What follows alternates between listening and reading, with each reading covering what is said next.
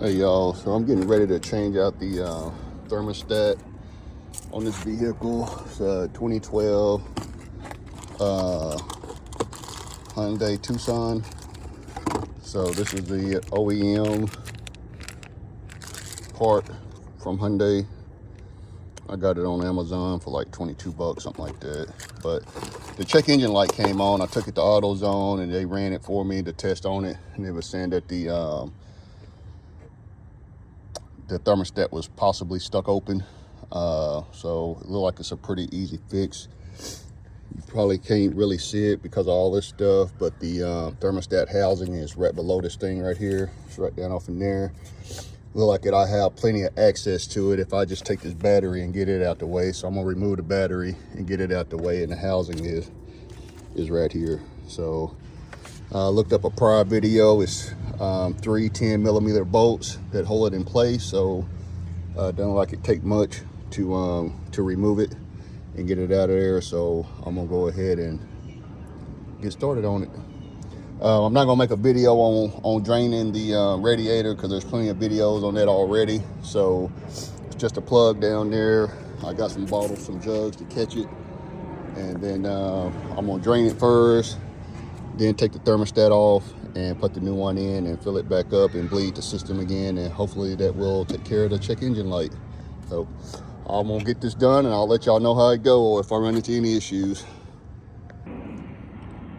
All right, so I got it swapped out. I ain't gonna lie, it was a son of a gun too. This the top two bolts wasn't hard. It's getting down here to this bottom one that's underneath here, and it's just not that much room to work with. But I did find it easier when I got my mini ratchet with the extended socket. It's a 10 millimeter.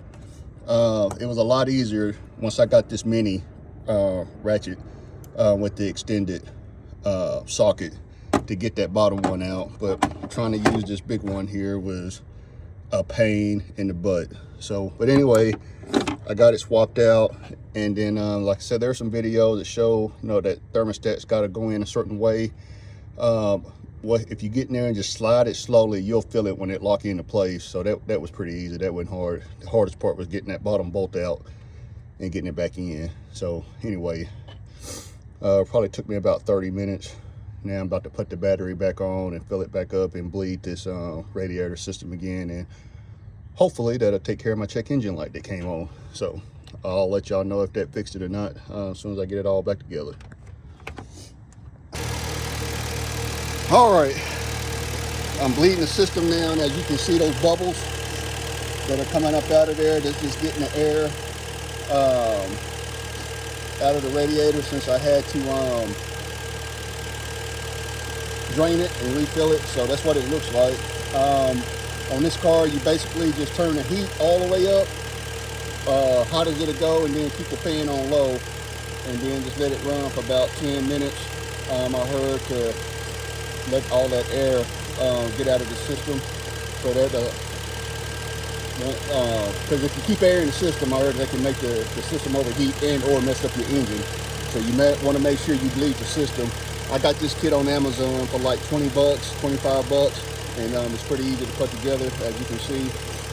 I don't see any leaks down here where the thermostat was at, so hopefully I'm good on that. And so that's it. That's pretty much it.